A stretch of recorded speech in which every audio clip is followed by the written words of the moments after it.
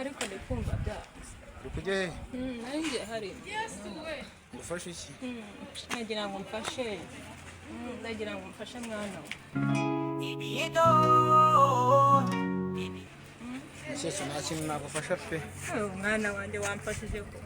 Shesho urumva bari kwarize rwose nese urabona nagufasha mwana mfasha rwose utanyanduza wanyanduza rero nicyo kibazo kunyagupfa we ntwanduje ntibakavuna muheto nakwanduza njye uri kubona ndwaye tangiye no ukekira umureka nigendere byase dakuvunye wacohe doroko kigende bana bino minsi we mwana yanjye yewe doroko agenda yewe uratumbaganye ko nta n'icyo wafasha umuntu cyane kibona we cyoka buno muheto koko yo wiriwe mwana wa makuru ntayo mwana wanjye inzira ndabona yambanye ndende naringiye imbere hariya ku mwuzukuru wanjye ariko urugendo rwambanye rurerure nananiwe unabuze icyo gukora mwana wa ntacyo wamfasha ndagufasha gutera ariko ntago nabura ukuntu ngufasha ariko niyaranje yego mwana wa urashobora kujya umuntu ni nkawe yigo de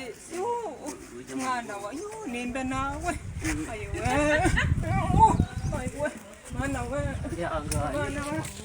mwana wa ugeze hamwe ugiye gufatira hano pe yo yewe nta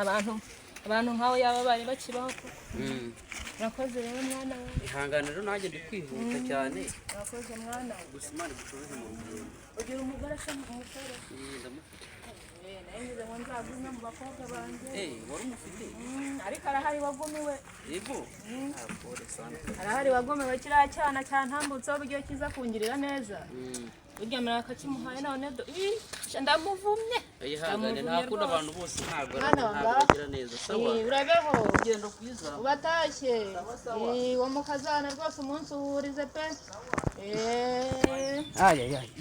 ndende yo mwana uraho neza mwana ko washaje abaye amahoro mwana wa n'icyaro akayobeka waragiye ubigika n'ubu sinari ngumenya nayo nguciyeho mwana wa wagira ngo nukirgayo